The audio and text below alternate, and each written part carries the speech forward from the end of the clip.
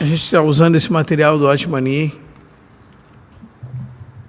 o corpo de Cristo, uma realidade. Na verdade, isso é um resumo de um livro, né, que nós fizemos. Nós estamos seguindo ele e acompanhando. E nós estamos lá no capítulo 6 já, na página 13. É da onde nós vamos começar hoje.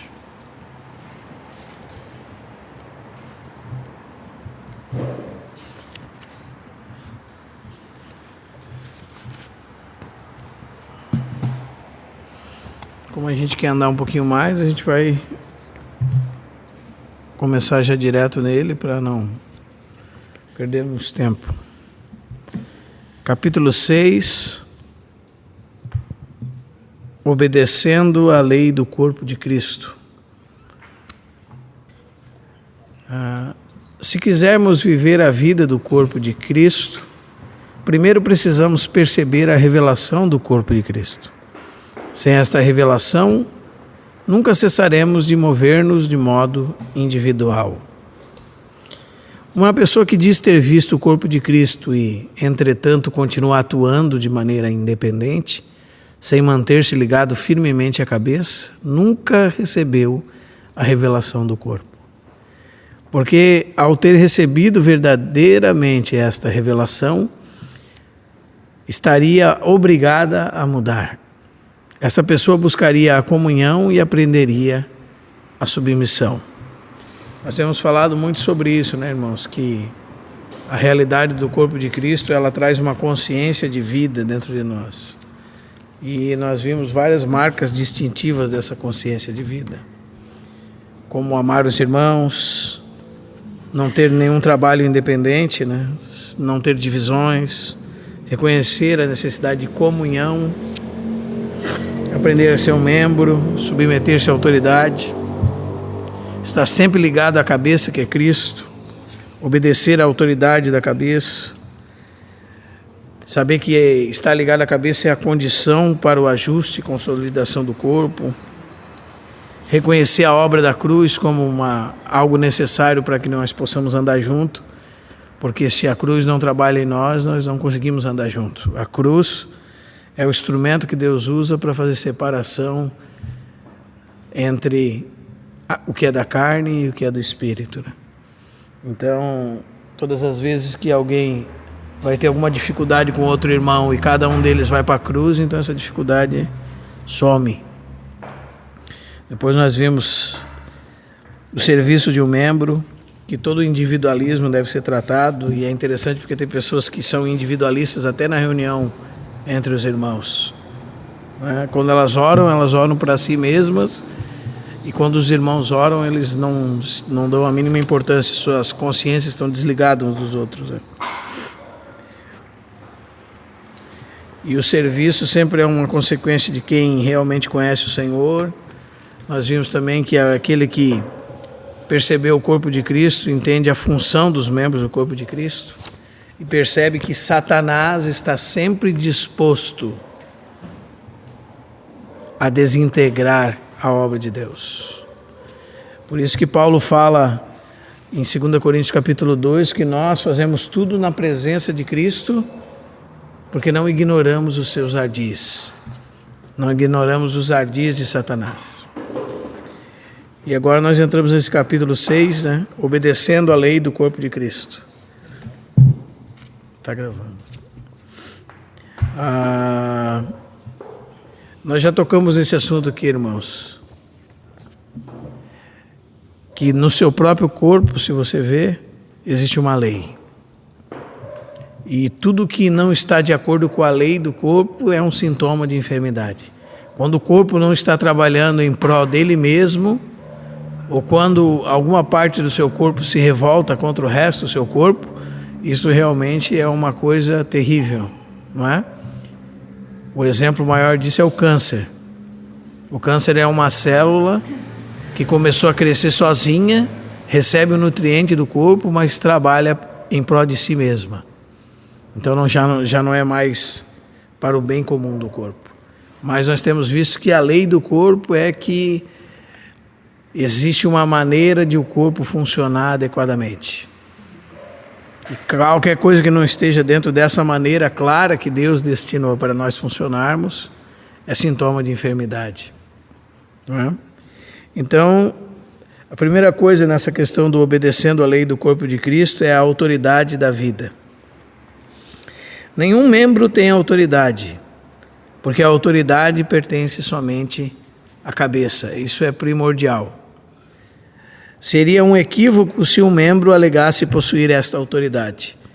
Um membro só tem autoridade, a autoridade que a cabeça lhe tem delegado. E esta autoridade não é algo que dependa da posição, mas é algo totalmente da vida. A palavra de Deus mostra-nos claramente que a autoridade está baseada na vida, e não na posição ou ambiente social. A autoridade fica estabelecida em uma pessoa mediante o seu viver, não por meio de nomeação. Ainda que em uma assembleia local Deus tenha a sua nomeação, ainda assim essa nomeação não é conforme a posição, mas conforme a vida. Quando a vida e a nomeação concordam, você deve se submeter. De outro modo, a vida cessará em você e você será separado do corpo.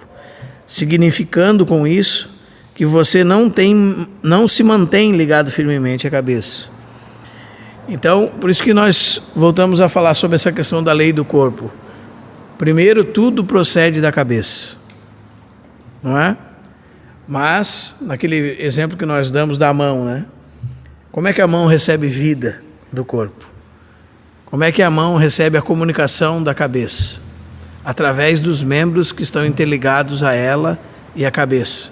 Então a mão se submete ao braço, o braço ao ombro, o ombro à cabeça. A vida da cabeça desce até a mão através dos outros membros.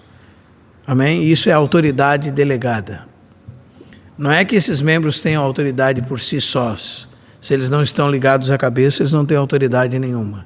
E a autoridade deles tem que estar ligada à realidade de vida que eles têm. Amém, irmãos? Não ligada a um título. Muitas pessoas têm títulos hoje. Até acontece mesmo de você estar numa reunião familiar e ter alguém com um título presente, então as pessoas religiosas nessa reunião dizem assim: vamos aproveitar que o pastor está aí, vamos pedir para ele orar.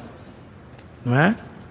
Muitas vezes essas pessoas têm títulos, mas não têm vida, não têm realidade e nem são delegados por Deus como autoridade. Então a autoridade procede da cabeça e está ligada totalmente à vida. É interessante porque isso concorda com as palavras de Jesus, né? Aquele que quer ser o maior entre vós, seja o que vos sirva. Porque o maior de todos os senhores foi o Senhor Jesus, e Marcos 10:45 diz que ele não veio para ser servido, mas para servir e dar a sua vida em resgate por muitos. Então, a pessoa que mais tem autoridade no corpo de Cristo é a pessoa que mais serve. O maior no corpo de Cristo é o que mais trabalha, o que mais serve. Por isso, e serve segundo a vida de Deus que recebeu. Quanto mais se entrega a viver por essa vida, mais pode representar a Deus. É interessante até nós como pais. Como é que nós vamos representar a Deus como pais? Porque há tanta confusão entre os filhos. Hoje mesmo ouvi um irmão falar e me chamou muito a atenção que ele dizia, porque ele dizia assim: um filho que viu o pai cometer algo terrível e se apartar do Senhor, tem o seu coração endurecido. E depois de 30, 40 anos, essa criança ainda tem um coração endurecido para o Senhor. Por causa que aquela pessoa que era para representar a vida de Deus para ele, não fez o seu papel. Então, para que nós como pais, como mães, que nós vamos ser, né, e somos alguns, aprendermos que a realidade que nós temos que expressar aos nossos filhos não é um autoritarismo, não é um governo sobre o cajado, de um ditador, mas é a autoridade que procede da vida de Deus. É um temor que procede do temor que nós temos por Deus. Por isso que eu falo, irmãos, que essa questão na igreja está ligada à vida de cada um de nós com Cristo. Eu me lembro que antigamente era muito assim.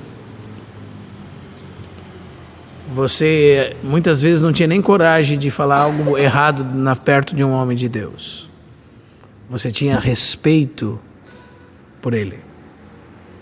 A própria presença dele trazia um ambiente de reverência, porque ele realmente representava a Deus, porque tinha vida com Deus. E é isso que nós precisamos. Então, para mudar as coisas ao nosso redor, nós precisamos que essa vida possa estar liberada em nós. Amém? Nós precisamos reconhecer a autoridade do cabeça, que é Cristo, e submeter totalmente a Ele. Então, à medida que a vida vai crescendo em nós, nós vamos poder ser representantes dele. O segundo ponto, repartir dons pela imposição de mãos. Por essa razão, pois, te admoesto, disse Paulo a Timóteo, que reavives o dom de Deus que há em ti pela imposição das minhas mãos. Esta passagem significa que o dom de Deus que o jovem Timóteo recebeu, quando experimentou a imposição das mãos, deveria ser recordado e avivado. E mais ainda, em outra passagem, Paulo também disse o seguinte a Timóteo: não te faças negligente com o dom que há em ti, o qual te foi concedido mediante profecia, com a imposição das mãos do presbitério. No ocorrido aqui está, que esta passagem se refere, o apóstolo e os anciãos haviam repartido este dom a Timóteo por meio da profecia. O que reparte o dom certamente é a unção divina. Amém? Quando alguém tem tido uma experiência profunda com o Senhor, impõe suas mãos sobre os demais. O conteúdo de sua oração será uma característica da pessoa que recebe a imposição das mãos. Porque a autoridade da cabeça é transferida por meio de um membro representativo. E assim se concede um dom adequado ao que recebe a imposição de mãos. Vale a pena explicar para os irmãos o que significa a imposição de mãos, né? Porque quando você pega a figura no Antigo Testamento, onde uma pessoa trazia uma oferta a Deus, e antes de o sacerdote sacrificar aquela oferta, o ofertante colocava sua mão sobre a cabeça daquela oferta, aquilo identificava uma identificação do ofertante com a oferta, dizendo que aquela oferta era como se fosse ele mesmo sendo morto naquele momento. Então aquela oferta era substituta pela vida dele. Este é a clareza que nós vemos da imposição de mãos no Antigo Testamento. Então o que o irmão está explicando com esse texto aqui? De maneira muito simples. Toda essa unção que é repartida pela imposição de mãos de algum irmão, ou como disse aqui nesse texto, né, através de uma profecia, Timóteo recebeu um dom de Deus, e esse dom foi identificado através daqueles homens que representavam o corpo de Cristo e a autoridade de Deus, que eram Paulo e os presbíteros. Então eles estão, vamos exemplificar de uma maneira bem simples para os irmãos, eles estão em uma reunião onde, mediante uma revelação de Deus, Timóteo recebe um dom de Deus.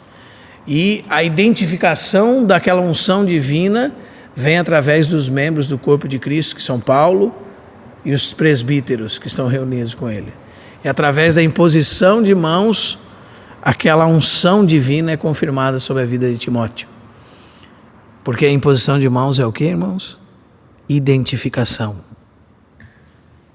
Eles estão falando que Timóteo está recebendo aquilo do corpo de Cristo.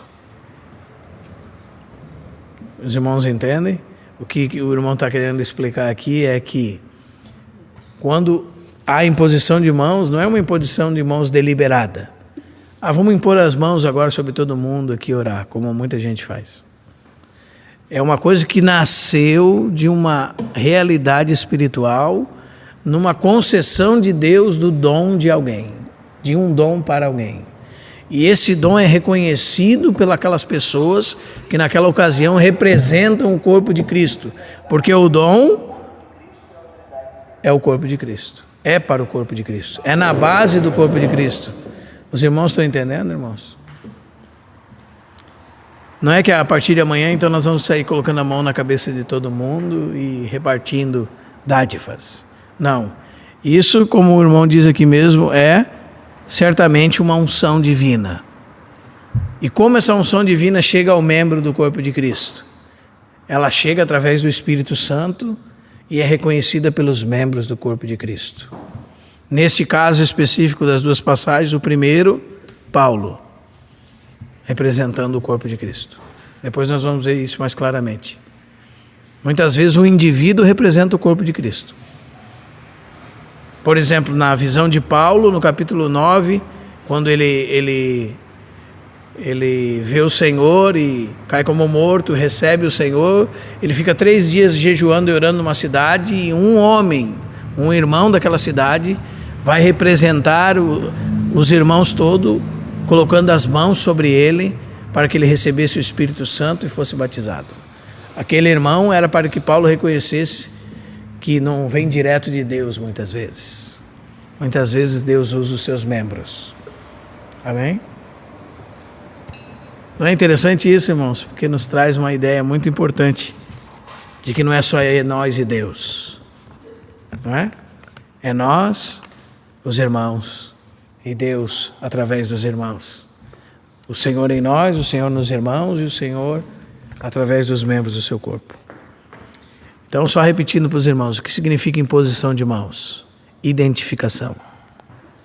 Por isso que Paulo fala que Timóteo não deve impor as mãos sobre ninguém precipitadamente, para que não sejais cúmplices nos pecados de outro. Então, há uma seriedade na imposição de mãos. Amém? Essa coisa de chama todo mundo para frente e vai botando a mão em todo mundo é coisa mesmo bem religiosa, bem terrível até. Porque se um lado esse cara é um canalha, então aquilo que ele está passando para os outros também. Um prostituto, um adúltero. Não é? Então, o Senhor precisa nos libertar muitas vezes dessas religiosidades. Ponto 3, a oração com a unção. Está alguém doente entre vós? Chame os presbíteros da igreja, e esses façam oração sobre ele, ungindo com óleo em nome do Senhor. Primeiro, eu gostaria de explicar para os irmãos o que não quer dizer esse texto e que muitos dizem que quer dizer esse texto. Você vai ler um comentário sobre esse texto e alguns vão dizer que os presbíteros iam lá passar medicamento no doente. Não estou brincando, não. Porque a unção com óleo era um medicamento, segundo muitos comentaristas. Mas eu até hoje não descobri como é que se identificou que os presbíteros da igreja também são médicos, né? Fica meio complicada essa interpretação por mim, por esse fator. Os presbíteros são médicos agora? Que vão lá no doente e colocar óleo sobre a doença dele? Acho que não, né, irmãos? Acho que está querendo representar outra coisa aqui. Este versículo deve ser lido junto com a passagem de 1 Coríntios 11. Pois quem come e bebe sem discernir o corpo, come e bebe juízo para si. Eis a razão porque há entre vós muitos fracos e doentes e não poucos que dormem. Existem muitas razões que explicam a enfermidade. Uma enfermidade. Algumas se explicam por uma infração de leis físicas naturais, outras pela infração da lei do corpo de Cristo. Se um cristão não discerne o corpo e não segue a lei do corpo, ele sofrerá debilidade e enfermidade. Com uma enfermidade desse tipo, terá que pedir aos anciãos para que venham até ele. Estes anciãos são estabelecidos por Deus na Assembleia local. São membros representativos. representam o corpo de Cristo na localidade. Eles virão e ungirão o enfermo com azeite. Aqui na carta de Tiago, o apóstolo diz-nos o que Deus tem receitado ao enfermo. O enfermo deve pedir aos anciãos para que lhe venham ungí-lo com azeite. A unção com azeite é aquilo que se tem receitado para o seu caso de enfermidade. Então, por que esta receita? Porque ele tem perdido a unção. Por não ter discernido o corpo, está enfermo. Se o crente vive no corpo, não perderá a unção. Porém, se anda fora do corpo, cairá enfermo ou morrerá. Entendemos disto que agimos bem se discernirmos verdadeiramente a vida do corpo e vivemos dentro do mesmo.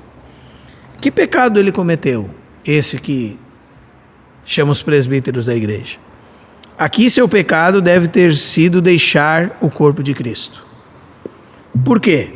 Se o pecado cometido fosse de natureza pessoal, tudo que ele deveria fazer seria confiar no sangue precioso e, se necessário, confessar seu pecado às pessoas afetadas, e tudo teria sido solucionado. Então teria sido perdoado. De todos os modos, o que se escreve aqui é: se houver cometido os pecados, seriam perdoados. E este perdão vem por meio da oração dos anciãos. Desse modo, este pecado é diferente de um pecado comum. Este pecado é o pecado da desarmonia com o corpo, segundo o irmão Otmani. O próximo versículo é muito especial. Confessai, pois, os vossos pecados uns aos outros, e orai uns pelos outros, para serdes curados. Muito pode, por sua eficácia, a súplica do justo. Por que se menciona aqui: confessai os vossos pecados uns aos outros? Simplesmente porque existe algo que não vai bem no corpo de Cristo, e portanto é necessário confessarem-se uns aos outros os seus pecados. Eles não apenas devem se confessar uns aos outros, mas também devem orar uns pelos outros. Os anciãos orarão de novo pelos enfermos, e os enfermos orarão pelos anciãos. Isto mostra suficientemente a necessidade de amor e humildade na igreja. Então, irmãos, nós vemos aqui que esse pecado que esse homem cometeu, essa pessoa cometeu, ela tem um motivo para que os presbíteros, se tem um motivo para que se chame os presbíteros da igreja. Não é um pecado comum. É um pecado, como o irmão diz aqui, de desarmonia com o corpo de Cristo. Ou de alguém que não discerne o corpo de Cristo, que pecou contra o corpo de Cristo. Certo? Então eles vão até ele, e a palavra diz que o voto da fé salvará o enfermo. O texto de Tiago diz. Lá na sua tradução vai estar: a oração da fé salvará o enfermo. Mas o texto original diz: o voto da fé salvará o enfermo. Parece que há uma reconciliação do enfermo. Parece que há uma clareza do enfermo que ele está doente por causa de pecado. Por isso que o irmão começa falando que há muitos motivos para enfermidades. Existem enfermidades que são pela nossa negligência com o nosso corpo. Existem enfermidades que são também pela infração do corpo de Cristo. Então, quando há esse problema, o que acontece, irmãos? Se chama os presbíteros da igreja. E é interessante porque é uma tentativa de desvincular o óleo nesse caso aqui com a figura do Espírito, como se fosse algo natural, porque realmente no Novo Testamento, o óleo do Antigo Testamento foi substituído pela pessoa do Espírito Santo no Novo Testamento. O óleo do Antigo Testamento era uma figura do Espírito Santo no Novo Testamento. Mas provavelmente Tiago está querendo expressar essa verdade aqui na sua mensagem. Que a unção com óleo representa que realmente ele perdeu algo que precisa ser restabelecido nele. E que algo é esse? A unção do Espírito Santo. E que pecado ele cometeu? Ele cometeu o pecado contra o corpo de Cristo. Não é interessante, irmãos, isso? E essa questão do confessar uns aos outros provavelmente é uma questão relacionada à reconciliação. Os irmãos que representam o corpo de Cristo como anciãos, eles também confessam suas debilidades. E o enfermo, que está enfermo por causa do pecado, confessa suas debilidades. Então há uma mutualidade aqui, de confissão e oração. E essa mutualidade expressa humildade, amor, clareza de tanto os irmãos anciãos, como ele viram o que é o corpo de Cristo. E reconheceu a sua fraqueza e debilidade, reconheceu o seu problema, que seu problema era causado por causa de ter perdido de vista o discernimento do corpo, talvez ter se lidado tantas vezes individualmente, pensando só em si mesmo. O fato é que essa verdade desse pecado ser bem característico e especial, nós precisamos prestar atenção. Porque quando fala que alguém peca, não fala que é oração, não fala que é unção, fala que o sangue de Cristo nos purifica de todo pecado. Mas aqui é um ambiente totalmente diferente. Está alguém doente? Use o sangue de Cristo. Não, fala assim. Está alguém doente? Chama os presbíteros da igreja. Há uma situação totalmente diferente de qualquer outra no Novo Testamento, Tiago, capítulo 5. Nós não podemos interpretar de outro jeito. Ponto 4. A revelação que Paulo recebeu ao arrepender-se. Atos 9 mostra-nos que no momento do arrependimento de Paulo, a revelação que ele recebeu possuía dois aspectos. Nesta ocasião, o Senhor mostrou a Paulo que todos os que creem nele são um com ele. Este é o primeiro aspecto da revelação de Deus a Paulo. Por que, irmãos? Saulo, Saulo, por que me persegues? E Paulo, como um bom fariseu, podia ter dito ao Senhor: mas eu nunca te vi, tu está aí no céu, eu estou aqui na terra, o que eu estou perseguindo é essa turma do caminho aí que se diz que receberam uma revelação nova de Deus, e Jesus disse que não, quando ele estava perseguindo os irmãos, estava perseguindo o cabeça. Então isso foi uma das coisas que Paulo viu. Tenhamos sempre presente que quem toca no membro do corpo, por menor que ele seja, toca também na cabeça do corpo. O que é maltratado é o membro, porém quem sente é a cabeça. Paulo foi um homem a quem Deus utilizou muito. Entretanto, no caminho de Damasco, o Senhor lhe disse: mas levanta-te e entra na cidade, onde te dirão o que convém fazer. O que o Senhor dizia com isto era o seguinte: eu não lhe direi o que você deve fazer, mas outro lhe dirá. O Senhor utilizou uma outra pessoa para comunicar a mensagem a Paulo. Esta é uma revelação do corpo. E este segundo aspecto é o segundo aspecto da revelação de Deus a Paulo. Tem tanta importância quanto o primeiro. No primeiro dia da salvação de Paulo, o Senhor revelou-lhe a lei ou princípio do corpo. Ainda que Paulo tivesse que ser um vaso muito frequentemente utilizado pelo Senhor, entretanto, o Senhor utilizaria outros para ajudarem a Paulo. Deste modo, jamais pensemos que não precisamos depender dos demais, como se recebêssemos tudo diretamente de Deus, somente e unicamente assim. O fato de Ananias ter posto suas mãos sobre Paulo e chamado de irmão Saulo foi para ensinar a Paulo o que é o corpo. E o fato de Paulo ter sido cheio do Espírito Santo para levá-lo foi para levá-lo para debaixo da unção. Muitas vezes, a direção do Espírito Santo em nós é conduzir-nos à aceitação, à direção de outro irmão e à ajuda dos demais. Se não aceitarmos a ajuda do outro, perderemos muito do que o Senhor tem destinado a nós. Entretanto, qual é o tipo de pessoa que percebe ao corpo? É uma pessoa que busca a comunhão, que teme por saber por ela, por si só, que teme por saber que ela por si só se equivoca e que não se atreve a agir independentemente. Esta pessoa que tem percebido o corpo. Este é um exemplo muito claro na visão de Paulo. E depois, quando Deus manda Ananias encontrar com Paulo. Amém, irmãos? Muitas vezes nós pensamos que tudo vai vir de Deus para nós direto. Não é assim? Essas são as pessoas que desenvolveram até algum tipo de monastismo, né?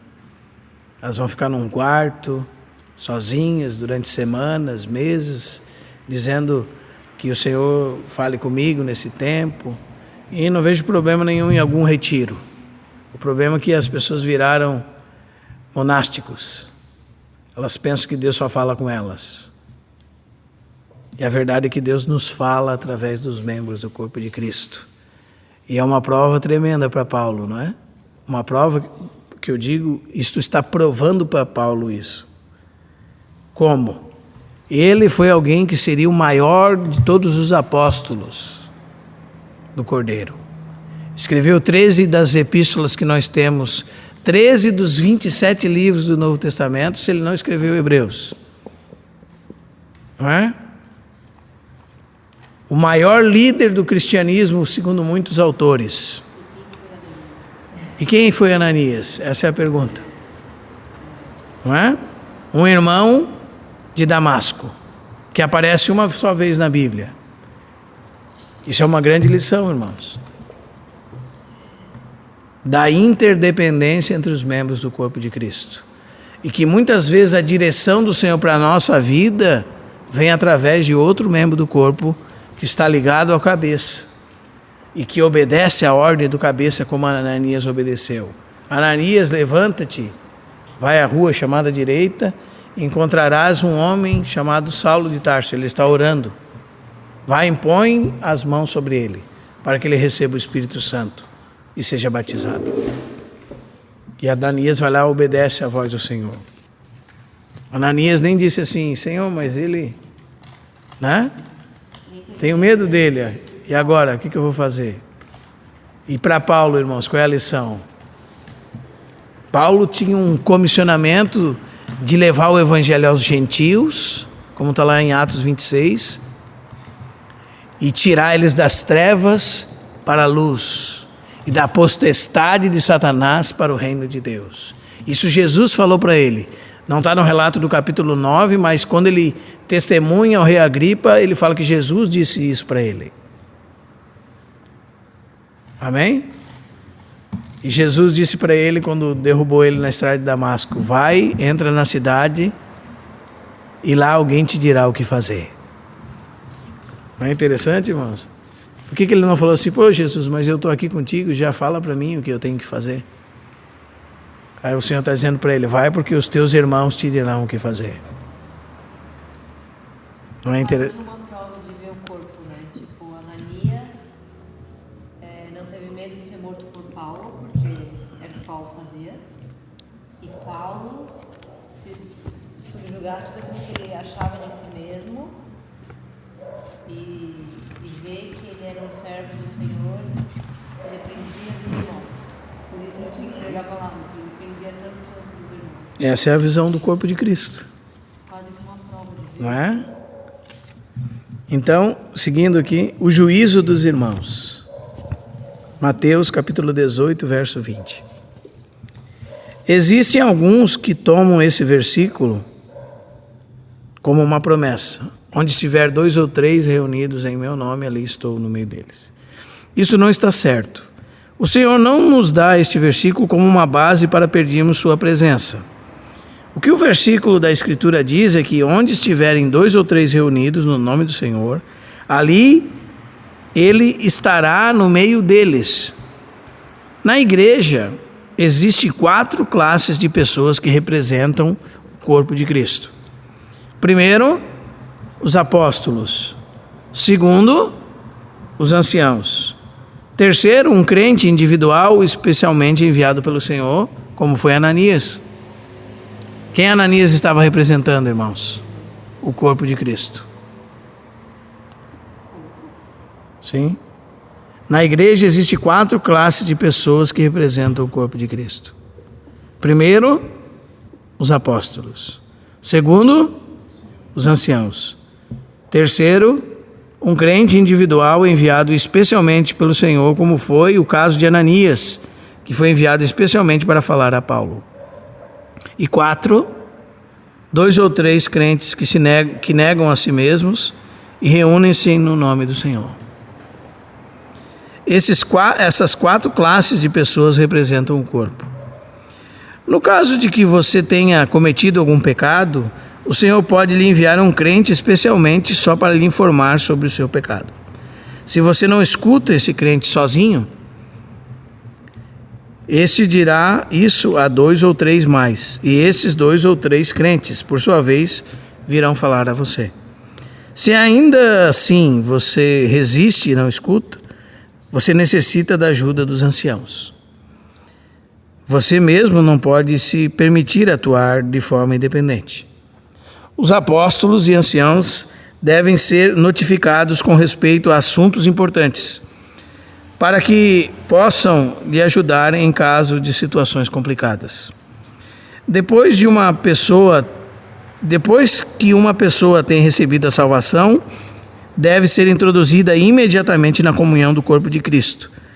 Que o Senhor nos capacite para obedecermos ao corpo, bem como para obedecermos a Ele mesmo. Que Ele nos salve da ação individual e independente e deixemos viver plenamente a vida do corpo de Cristo. Eu gostaria de chamar a atenção dos irmãos nessa questão, porque muitas vezes, irmãos, há um tipo de democracia entre os irmãos. E o corpo de Cristo não é uma democracia. O corpo de Cristo é o governo do Espírito Santo através da comunhão. E é muito interessante isso. Sabe por que nós precisamos entender sobre isso?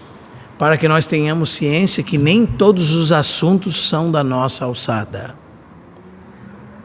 Existem assuntos que não são da sua alçada e que você não deve saber. E muitas pessoas não gostam disso porque há algum tipo de, dizem eles, separação, então, acepção de pessoas. Os mais espirituais dos menos espirituais, cuidado com isso, irmão. Não, irmãos, nós não estamos falando nada disso. Nós estamos falando de maturidade. E como funciona a questão da maturidade? Bom, existem dificuldades que eu não posso falar com a Helena. Existem dificuldades que eu devo tratar entre mim e minha esposa. E a Helena não pode saber, porque ela não tem idade para saber.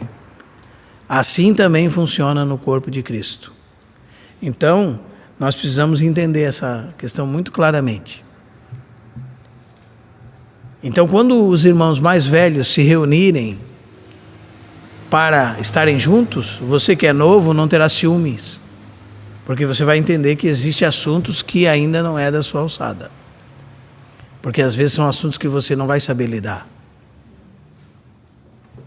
Digamos que algum irmão está sofrendo de algum tipo de pecado terrível. Aí você leva um irmão novo, que é carnal, para lidar com o pecado daquele irmão. Aí ele sai contando para todo mundo. Há duas negligências aqui. A falta de sabedoria do ancião que leva o novo, essa é uma coisa. E a falta de entendimento do novo, que ele é neófito, é novo e não deveria nem estar escutando aquele tipo de coisa. Mas eu vou mostrar isso na prática para os irmãos. Capítulo 15 de Atos mostra isso para nós na prática. Por que é importante isso, irmãos? Ah, irmão, então nós estamos separando em classes o corpo de Cristo? Não, irmãos. Como nós estamos lendo, desde que nós começamos a ler, tudo diz respeito à maturidade e vida. Tudo diz respeito a isso. Depois da primeira viagem missionária de Paulo, a Bíblia fala que alguns indivíduos, está lá no capítulo 15 de Atos, desceram da Judéia, eles eram judaizantes, eram judeus que se diziam cristãos e diziam que... Vou ler o texto para os irmãos, capítulo 15 de Atos. Alguns indivíduos que desceram da Judéia ensinavam aos irmãos: se não vos circuncidardes conforme o costume de Moisés, não podereis ser salvos. Tendo havido uma parte, da parte de Paulo e Barnabé, contenda não pequena discussão com eles, resolveram que esses dois e alguns outros deviam subir a Jerusalém aos apóstolos e presbíteros com respeito a essa questão. Por que, primeiro, eles teriam que tratar com os presbíteros de Jerusalém? Porque essas pessoas vieram de Jerusalém. Então, eles estavam sob o governo dos presbíteros de Jerusalém. Então, se elas vieram de Jerusalém, por que eu estou falando isso? Porque os presbíteros têm autoridade na sua localidade. E esse é um problema que veio da Judéia, da localidade de Jerusalém. Alguns desceram de lá e estavam pervertendo a fé dos outros, dizendo que eles tinham que se circuncidar e guardar a lei de Moisés, senão poderiam ser salvos. E Paulo entendia muito bem o evangelho da graça. E teve uma grande contenda com eles. E ficou decidido que deveriam subir até onde veio essa terrível história e resolver com os irmãos, os apóstolos do Cordeiro e os presbíteros daquela localidade em Jerusalém. Então, enviados, pois, verso 3, até certo ponto, acompanhados pela igreja, atravessaram as províncias da Fenícia e Samaria, e narrando a conversão dos gentios, causaram grande alegria a todos os irmãos. Aqui você tem todos os irmãos reunidos. Amém? Continuando, tendo eles chegado em Jerusalém, foram recebidos por todos os irmãos. Olha só a separação, pela igreja, pelos apóstolos, pelos presbíteros, e relataram tudo o que Deus fizera. Amém? Não é por acaso que Lucas faz essa distinção. Os apóstolos fazem parte da igreja, irmãos? Sim ou não? Os presbíteros fazem parte da igreja? Sim ou não? Estão incluídos na igreja? Por que Lucas faz essa distinção aqui? Foram recebidos pela igreja, pelos apóstolos e pelos presbíteros. Insurgiram-se, entretanto, alguns das seitas dos fariseus que haviam crido, dizendo: é necessário circuncidá-los e determinar-lhes que observem a lei de Moisés. Agora os irmãos prestem bastante atenção aqui, no próximo verso. Então reuniram-se quem? Quem, irmãos? Existem assuntos que são para todos os irmãos tratarem, irmãos? O que os irmãos acham? Foram recebidos pela igreja, pelos apóstolos e pelos presbíteros. Verso 4. Verso 6. Então, reuniram-se quem, irmãos? Os apóstolos e os presbíteros. Os irmãos estão entendendo, irmãos? Aí há uma certa confusão. Lá no verso 12, depois que Pedro fala, né? Começou Pedro a falar, tomou a palavra. Aí, depois da palavra de Pedro, aí diz assim, verso 12, e toda a multidão silenciou. Aí aqui está a confusão desse capítulo. Porque a palavra multidão aqui é uma tradução errada. Só isso. Qual seria? Porque ela simboliza um grupo de pessoas. Mas que grupo de pessoas estava reunido nesse momento aqui, que se silenciou? Era uma galera de apóstolos e presbíteros. Hã? Juntamente com aqueles que estavam pervertendo os irmãos. Então você tem esses três personagens aqui. Os fariseus que haviam crido, né? E com eles estavam reunidos para corrigir esse problema os apóstolos e os presbíteros. E daí quando a multidão se silenciou. Agora olha lá no verso 22, irmãos. Depois de resolvida a questão, aí Tiago fala, né? Você vai ler aqui. No verso 13, Tiago tomou a palavra, explicou, enfatizou, embasou em cima do que Simão falou. E depois eles escreveram uma carta às igrejas, dando recomendações. Aí olha lá, verso 22. Então pareceu bem aos apóstolos e aos presbíteros. Agora sim, irmãos. Agora sim. Os irmãos estão vendo, irmãos? Tem uma cena aqui, irmãos, que não tem toda a igreja reunida. Tem uma cena aqui que tem os apóstolos e presbíteros sendo representantes da igreja, como autoridade da igreja. E eles representam a igreja, porque eles são o governo da igreja. Os irmãos estão entendendo, irmãos? Então na igreja, irmãos, não tem democracia. Quando tem democracia, até o diabo fala.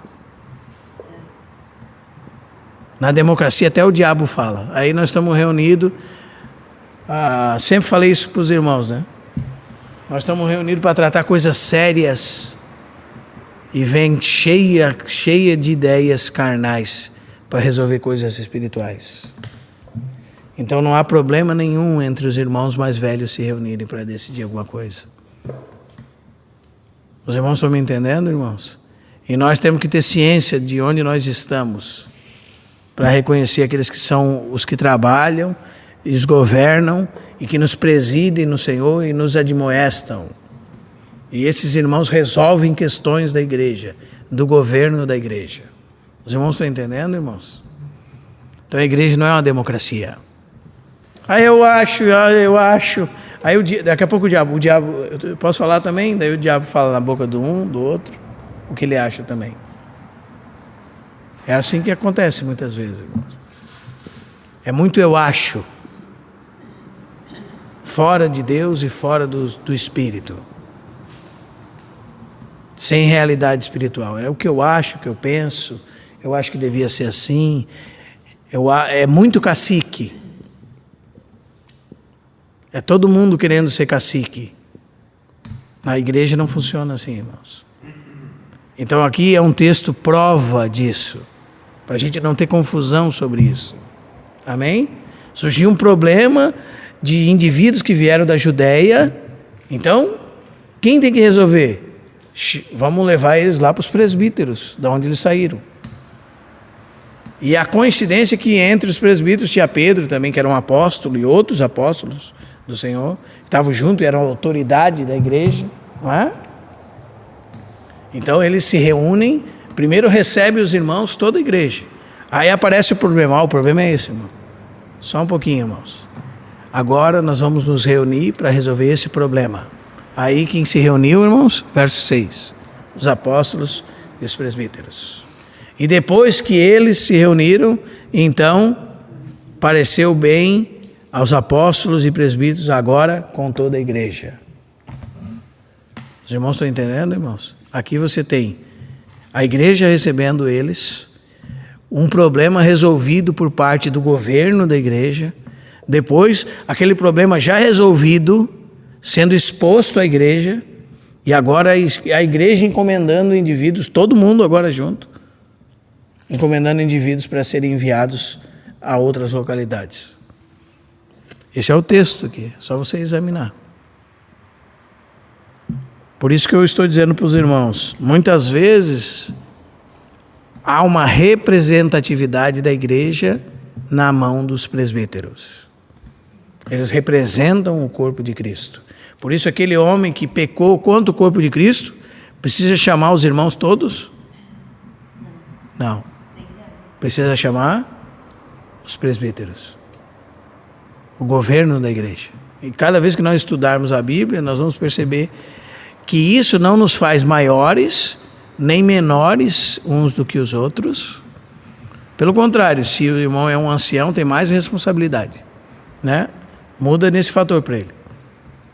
Não faz ele melhor que o outro, mas existem assuntos que você precisa ter ciência que talvez você não esteja habilitado a resolver. Se você amadurecer diante de Deus, você vai resolver. E se desde o começo da nossa fé nós percebermos isso, nós vamos estar sempre na dependência de Deus, ô Senhor. Que o Senhor possa auxiliar os irmãos a dar direção. Até para fazer essa análise, tu tem que ter maturidade, porque tu vai olhar um assunto e vai falar, não. Agora, irmãos, eu não estou falando com isso que ninguém pode falar. Não estou falando com isso que ninguém pode se expressar. Amém? Todos têm liberdade para se expressar. Estou falando que nem todos têm maturidade de resolver questões. E existem questões que realmente devem ser resolvidas pelos irmãos mais velhos. E pode acontecer que você ouça assim, irmão, infelizmente, o irmão não vai poder mexer com isso, tá? Aí você vai ficar assim, poxa, o irmão está me excluindo. Não. É só uma realidade. Amém? Aqui não adianta a gente temar com a Bíblia, irmãos. Amém? Por um lado, nós olhamos assim para a palavra de Deus. Somos todos irmãos. Certíssimo. Isso que a Bíblia diz. Mas cada membro tem o seu papel. E alguns membros têm autoridade delegada por Deus. Isso não faz eles melhores que os outros. Fazem deles mais responsáveis, com mais autoridade diante de Deus e que representam a Deus no seu plano de governo com a igreja, porque o Senhor governa a igreja através dos membros do corpo. Amém? Então, vou repetir para ficar bem claro para os irmãos. Isso não quer dizer que os irmãos não podem falar, não podem expressar opinião, não podem considerar as coisas diante de Deus. Não há classes de leigos e mestres espirituais. Não há acepção de pessoas aqui. Há realidade de vida diferentes, de estágios de vida diferentes. Amém? Estágio de vida diferente. Então, por que a igreja toda não resolveu o problema dos judaizantes? Porque não era encargo da igreja. De quem era esse encargo? Dos apóstolos e dos presbíteros. Eles sentaram para decidir essa questão. Amém, irmãos? E eu vou frisar mais uma vez para os irmãos. Quando nós falamos que todos podem falar, nós temos que tomar cuidado para não dizer que até o diabo pode falar, através de algum ou outro. Amém? Que isso fique bem claro para nós. E por que eu estou frisando tanto isso? Porque o irmão tocou em vários pontos dessa representatividade, né? Ele mostrou Ananias representando o corpo de Cristo. Ele mostrou os apóstolos e os presbíteros impondo a mão sobre alguém para que recebesse o dom mediante profecia. Ele mostrou a unção dos presbíteros sobre alguém enfermo porque causou algum prejuízo no corpo de Cristo, né? Ele mostrou a questão do juízo dos irmãos. Isso está lá em 1 Coríntios 6 também. Não há nenhum espiritual entre vós que possa julgar a causa. Não é? Lá em Gálatas capítulo 6 também. Irmãos, se alguém foi surpreendido em alguma falta, vós que sois espirituais, o que é para fazer? Encaminhai o tal com espírito de mansidão. Então, imagina, o irmão é surpreendido num pecado, né? Aí o irmão mais terrível que ele ainda vai lá apontar o dedo para ele. Né? Que é isso que Paulo está dizendo aqui? Não. Se alguém foi surpreendido em alguma falta, olha a maturidade desse irmão que vai repreender o irmão. Ele vai fazer com espírito de brandura, porque ele é espiritual. E ele vai guardar a si mesmo, ou seja, ele é humilde. Ele vai ver, eu vou lá falar com o irmão, mas não sou melhor que ele. Sou tão sujeito como ele. E ainda ele vai fazer isso para que ele mesmo não seja tentado. na mesma coisa que ele está falando, para que o outro cometeu. É isso que fala Gálatas 6:1. Então nós precisamos reconhecer diante de Deus essa realidade, irmãos. Essa é a lei do corpo de Cristo. Às vezes, irmãos, a nossa frase, nós somos todos irmãos, tem uma conotação diferente para nós. Às vezes a nossa frase, só Cristo manda na minha vida, tem uma conotação diferente para nós. Cristo é o meu cabeça, tem uma conotação diferente para nós. Porque uma coisa é o que a Bíblia diz, outra coisa é o que nós pensamos que a Bíblia diz. Às vezes as pessoas dizem, nós somos todos irmãos, porque ele não quer se sujeitar a ninguém.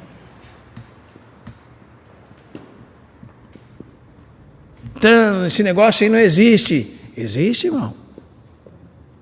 Pega uma concordância e procure a palavra presbítero na Bíblia, você vai ver quantas vezes você vai encontrá-la no Novo Testamento. Então existe. Amém? Não é? Então às vezes o nós somos todos irmãos, está querendo dizer assim, eu não me submeto a ninguém. Nós somos todos iguais, estamos no mesmo nível. Ninguém manda na minha vida, é mais ou menos por aí. Então nós precisamos ser confrontados por essas passagens para ver que realmente a regra, norma, lei no corpo de Cristo. E à medida que nós vamos aprendendo com o Senhor, nós vamos ter que esbarrar nelas. E não adianta, vai esbarrar nelas. E são muitos textos. Se você lê o Novo Testamento assim, de Mateus ao Apocalipse, você vai esbarrar neles um atrás do outro. Você vai ter que dar uma explicação para eles. E a explicação é essa. A norma no corpo. Aquilo que não se submete à norma do corpo é alguém que está enfermo. É um membro que tem problema, está enfermo. Não reconheceu o corpo de Cristo. Amém? E quando eu falo de lei, norma, presbitério, governo da igreja, não estou falando de ninguém dominando sobre ninguém. Estou falando de ordem estabelecida por Deus. Amém, irmãos? E nós precisamos ser bíblicos o melhor que nós possamos fazer com sinceridade diante de Deus.